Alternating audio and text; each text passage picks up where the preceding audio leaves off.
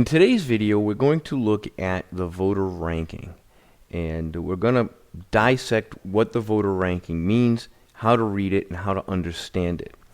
Voter ranking is a prominent aspect of the Metasys data system. In fact, everything that we do is boiled down into a voter ranking. So anytime we ID somebody, anytime we find out more information about someone, it goes into our algorithm that is used to calculate how this particular person is going to vote.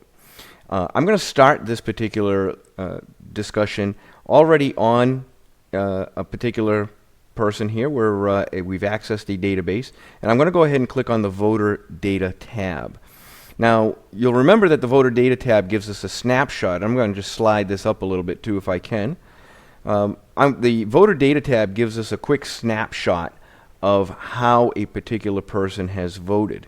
And you'll remember that the voter data tab is broken down into rows and columns. The rows start at 2006, all the elections in 2006, through 2014. And the columns represent the different elections within those years. Local elections, presidential primaries. We can see that this particular voter voted in the presidential primary of 08 and pulled a Democratic ballot. That person, 08, and in the presidential primary column. This particular person also voted in the state primaries, which is the next set of columns here, the state primaries. We can see that the person voted in 2006, although we don't have a record of what ballot they pulled.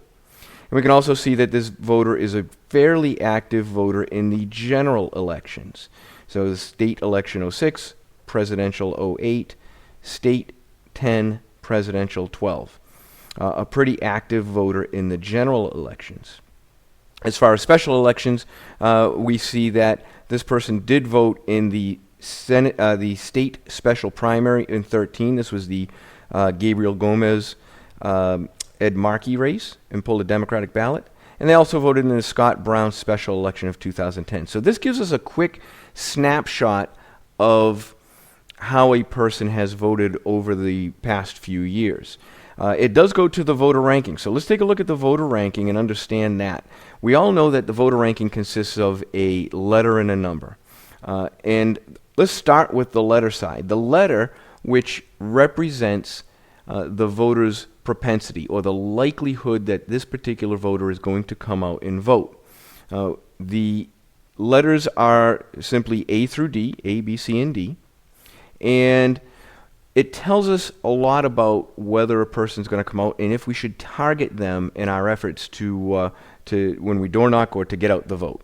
So let's start with an A voter, and I'm just going to do a quick find, and we'll type in an A here in the voter ranking propensity field.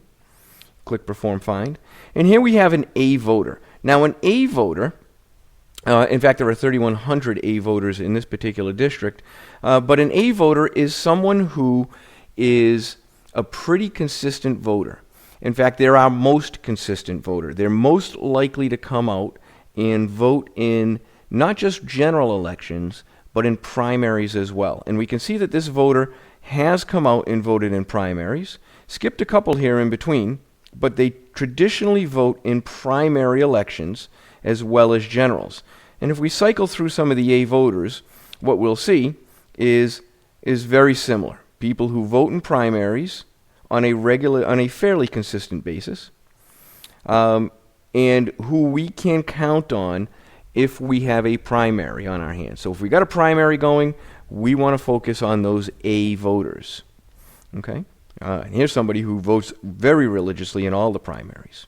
So those are our A voters, our most consistent voters.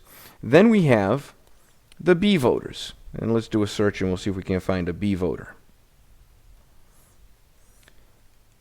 And in this particular district, we have 12,000. Now, that's significantly more than the A voters, and that's typically what we see. And a B voter is one of those voters who we can count on to vote in the general elections. They may or may not vote in primaries, but traditionally they don't. This person we can see has voted in primaries in the past, and in fact they voted in the special Senate primary, but that's not typically their MO. Like this particular person And as we cycle through, we're starting to see that some people don't really always vote in primaries, and therefore they're designated as a B voter. So we can count on them. They're probably going to come out in the general, but not necessarily counting on them for a primary.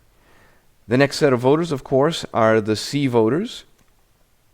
And if we do a quick search on C voters, we can see there's 4,000 of those.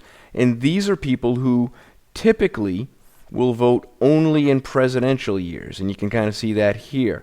Now, they may vote in others. Everybody may vote in other elections. But historically, this person and these people are only voting in presidential years. And as I cycle through a few of them, we can see that that's pretty much the case. They may vote in a couple others here and there, but we wouldn't want to count on them. And somebody like this is actually very interesting, where they had voted very frequently back between 2006 and 2008, but they have since dropped off. They missed an entire election season, didn't vote again until the presidential. Now, they may be picking up, but again, we can't count on that. Our final designation of voters is the D voters. And a D voter is somebody who just doesn't vote. You notice that this particular person has never voted before. Even though they've registered in 2008, they're just not big on voting. Now, somebody may be a D voter for several reasons, and there could be one of three reasons, in fact. Either, A, they have moved, and we might be seeing that in this particular person here, where they did vote through 2008, and actually they're an inactive voter now, so they may have moved. They may have moved out of state. It could be somebody who's passed away. If somebody's passed away, obviously they're not voting, and we'd see a similar drop-off like this. So we will see that as well. And finally, the other reason that somebody could be a D voter is just they simply don't like to vote, and there are people like that.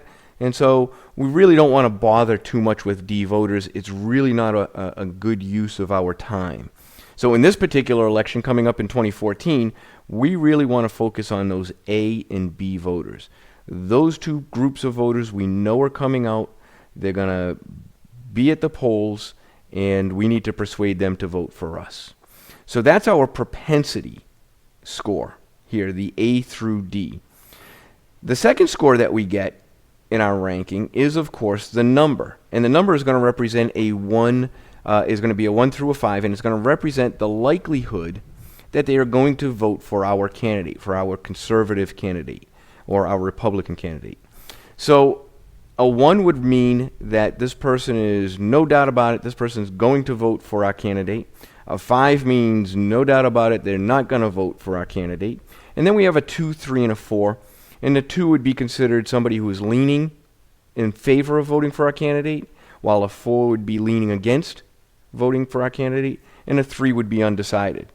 So if we do a quick search, we can start to find out who our voters are that are going to come out and vote for us. I may want to look for the A1 voters. So this is a voter, and there are going to be 966 of them in this particular precinct. They're very likely to be Republicans in this case, but we can see that this particular person votes fairly regularly in primaries, and it's a pretty good bet that he's actually going to come out and vote for our candidate. So that's what we see in the A1 voters. We may see people like, let's take a look at some B, maybe a B2 voter. We do a find on some of those. We can see again that they're people most likely going to just come out in a general election, but we've calculated that they're likely to vote for our Republican. Likely. They need a little bit more persuasion. We definitely want to go ahead and contact them. So that's how we read our voter ranking score. And everything that we do, every piece of information that we collect, helps us refine that score. It goes into our algorithm and helps us learn a little bit more about that voter. So I hope you find that useful, and happy hunting.